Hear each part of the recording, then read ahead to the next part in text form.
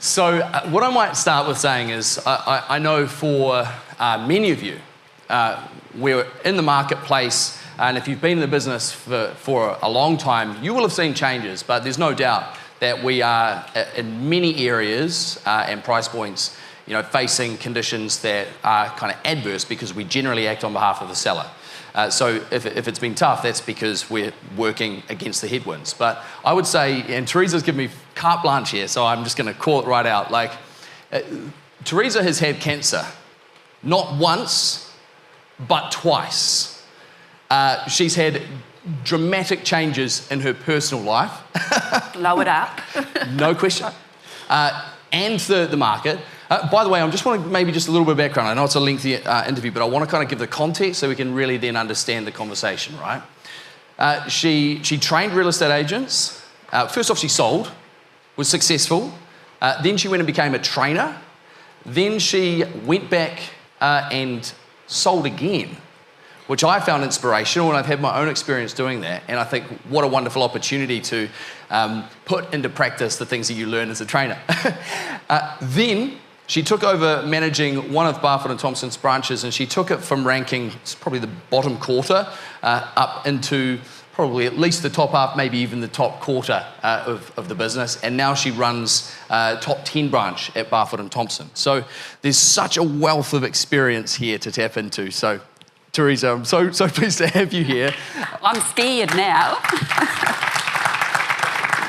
I guess I think let's start with the tough stuff, because that's what life is, right? What do you do when your world is turned upside down?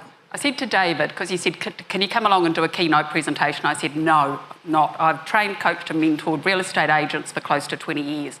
I said, but if you actually want to have a real conversation and talk about real life, because actually at the core of it, that's what real estate is. It's not a job. We turn up. It's a lifestyle. It's part of who we are.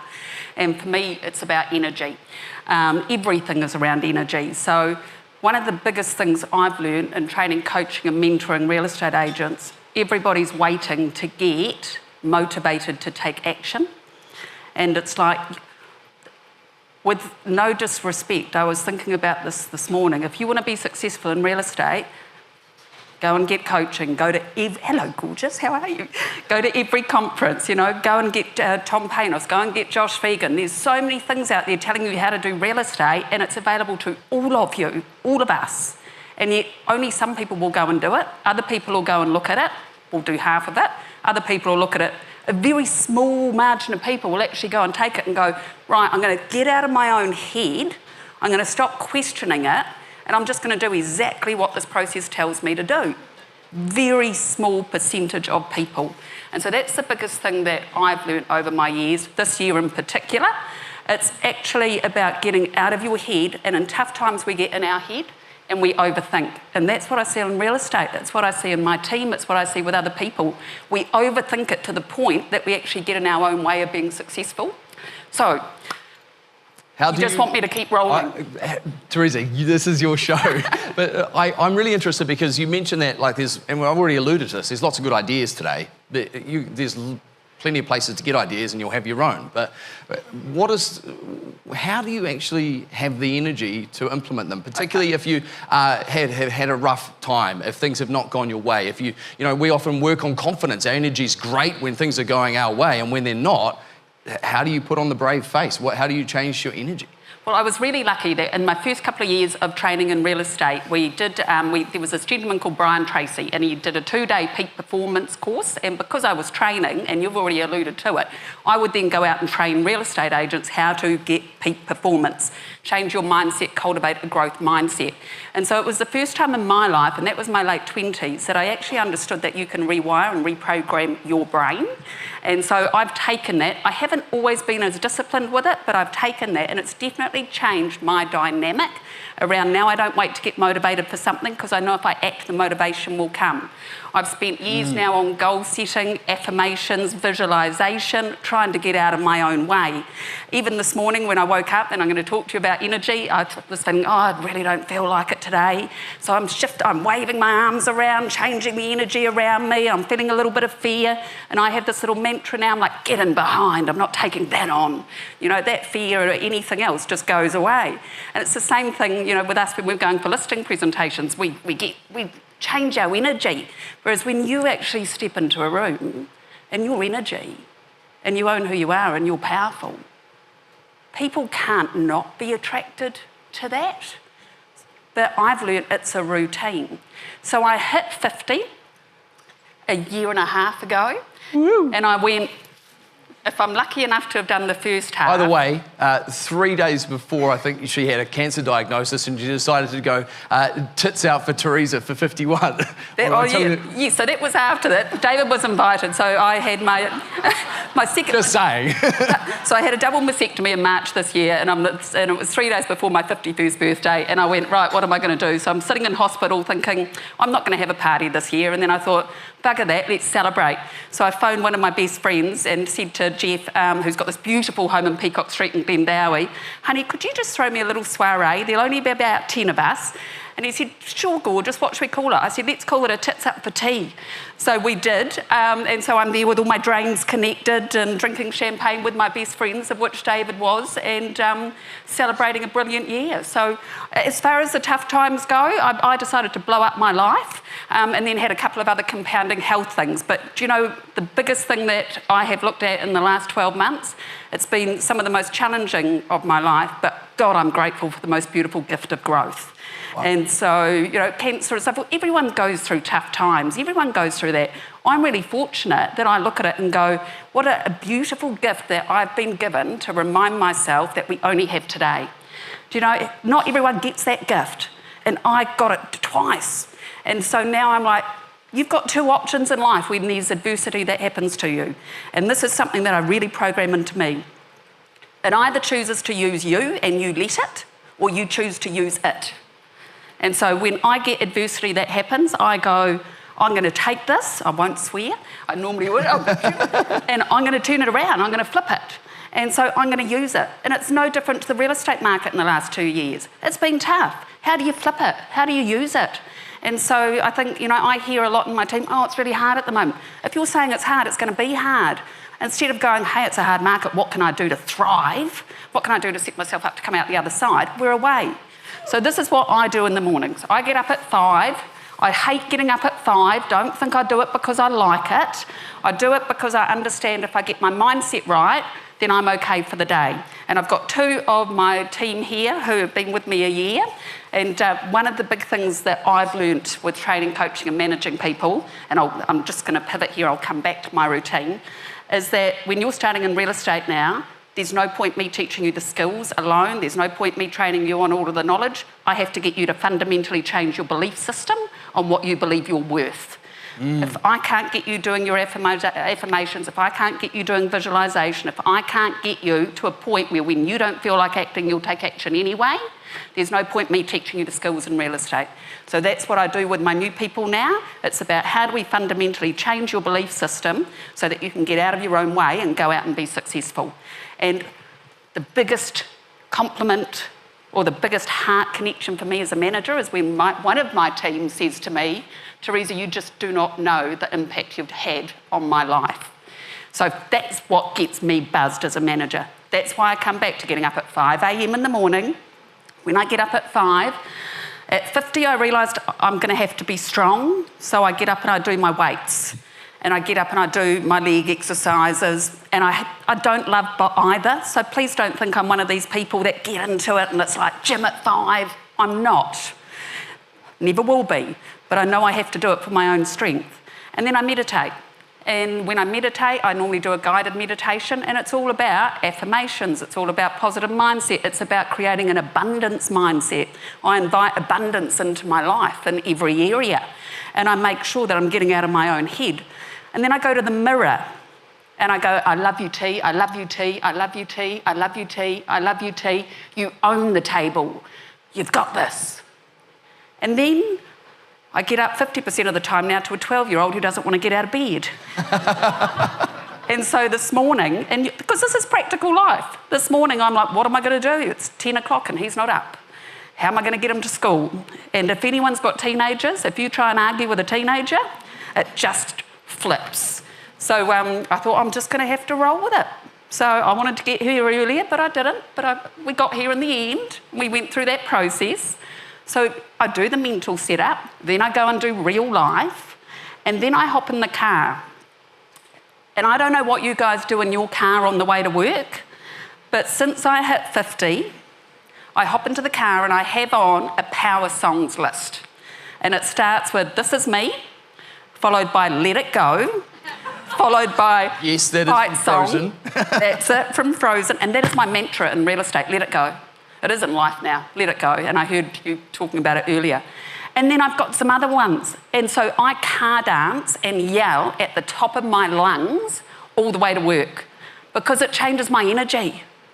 And so when I get to the intersection before I get to the office, I turn it all down, I go and park in the office, and then when I walk in, hopefully, I'm calm and I bring an energy.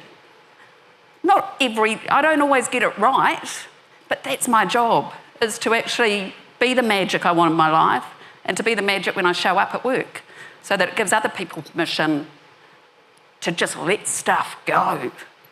Because that's how we become successful in real estate. And that's what I love about the Nike ad.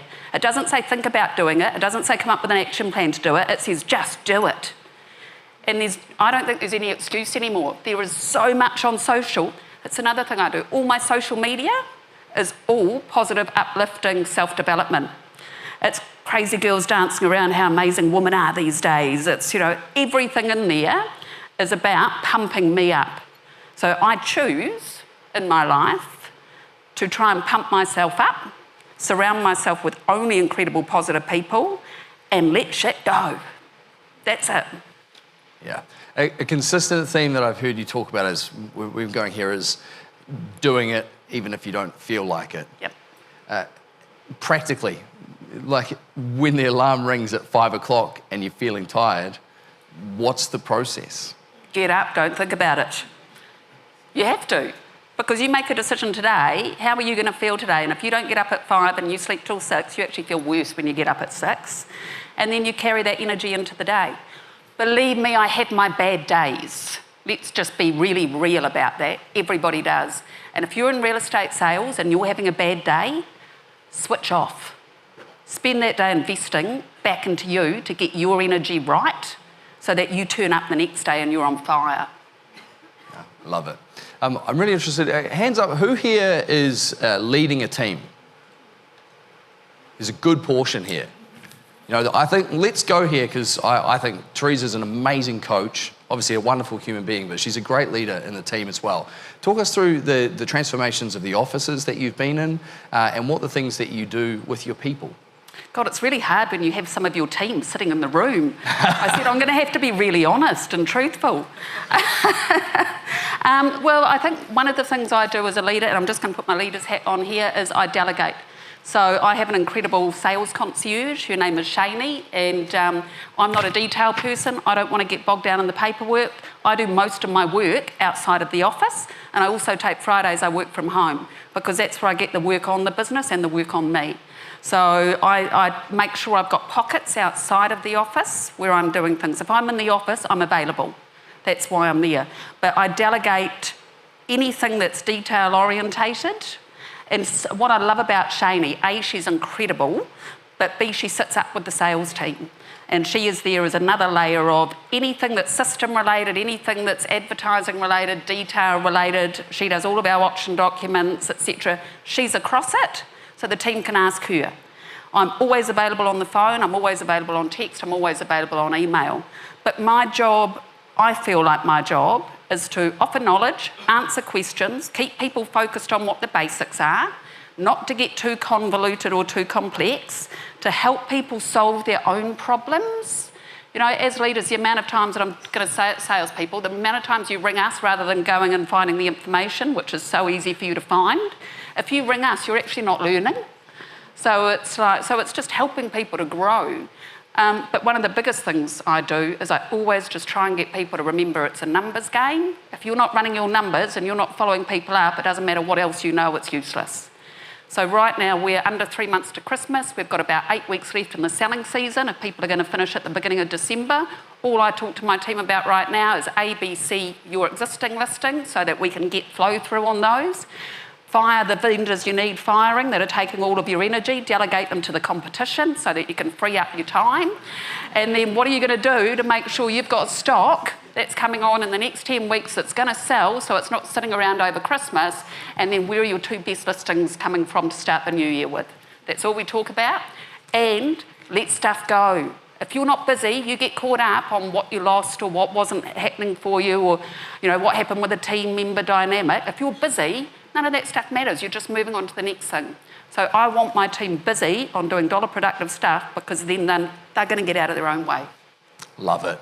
Now, I'm just going to give you a moment because I am going to open this up. Like Teresa said, there's no question you can't ask her. That's scary, but that's the permission I've been given, and I think let's go there. So I'm going to give you a little moment to think about that. The other thing I would say is that, over the course of a career that's been focused around helping people achieve in real estate, you will have seen the things that you constantly must have felt frustrated, like, why aren't they doing it? Or that's a no-brainer. Or if I could quickly on the back of a postcard say, here's the recipe to success, how would you sum that up for someone in real estate? Well, I think everyone's got access to the recipe for success. Real estate is a process. That's all it is. And we are in a world now where you can go and access that process from anywhere. Go into ChatGPT and you'll have a real estate business plan in 10 minutes. If you follow that, you're away. There's scripts and dialogues everywhere. There is no excuse for you not to be able to, within a day, find out exactly what you need to do in real estate and start going out and running the numbers and getting a follow-up system in place. The only thing that happens is you get in your head and you start doubting yourself, you start driving around the block instead of getting out and door knocking because you don't know where you're going to start, you don't know what you're going to say. We get in our own way. So, and I can't remember the end of the question there, but the difference is actually investing in you to get out of your own way, unblock yourself from allowing yourself to be successful. I've got to say also that I've done a series of interviews and had feedback on all of them. The one that I've had the most people say, wow, that was really incredible. I got so much out of that. It's available for free. It's on Facebook. If you search Teresa Weiss and David Palfreman, it's long. It's got a lot of detail. It's got the actual words and dialogues that she used to go when she went back and sold the second time round. If you are newer in the business and you're not quite sure what to do or say, I encourage you to watch the interview. I'm going to open it up here. What have we got? James. Hey, Teresa, I'm in the same walk as you. I'm going to paraphrase this back for those who can't hear. Go, James. And so I'm thinking I've got 10 years of energy from 60 and I have to think about retirement, hopefully.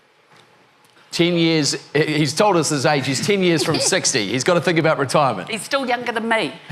Just. So if you could wind back 5 years, what would you do differently to now? Wow. You had a second chance to save time, to be more